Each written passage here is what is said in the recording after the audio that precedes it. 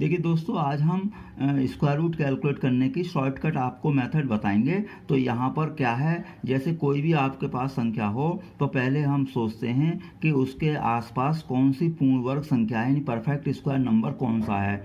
तो 89 के पास हमें पता है कि 81 होता है।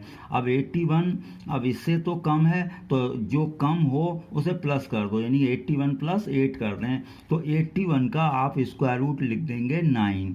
ठीक है। अब यहाँ पर जैसे हमने प्लस किया है तो ये प्लस साइन है, तो प्लस साइन वैसे का वैसा लगा देंगे।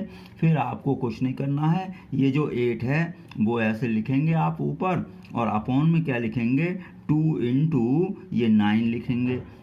ठीक है, यानी कि पहले हम देखेंगे ये किस पूर्णवर्ग संख्या के पास है, तो वो पूर्णवर्ग संख्या लिखेंगे, और अगर ये अधिक है या कम है तो वो प्लस या माइनस कर देंगे। अब जैसे ये प्लस हुआ है तो यहाँ पर साइन आएगा आपका प्लस, 81 का आपका 9 होता है, और ये जो प्लस या माइनस संख्या होगी वो ऊपर आएगी, और अपॉन में आएगा 2 इंटू ये वाली संख्या जो भी होगी।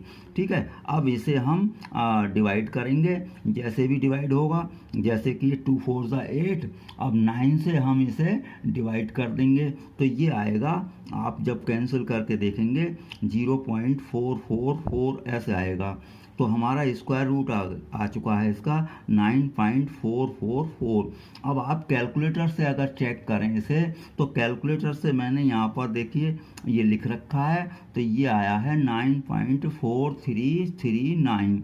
ठीक है, तो देखिए ये बिल्कुल सटीक आंसर है। तो इस तरह से कैलकुलेट कर सकते हैं। जैसे अब ये 97 है, तो 97 100 के पास है, यानी पूर्ण वर्ग संख्या है 100। तो अब ये कितना, इससे अधिक है 103, तो 3 आपको माइनस करना पड़ेगा, और आपको 100 का 10 लिख देंगे। ये अगर साइन माइनस आया है तो यहाँ माइनस लिखेंगे, वहाँ प्लस आया था तो प्लस लिखेंगे।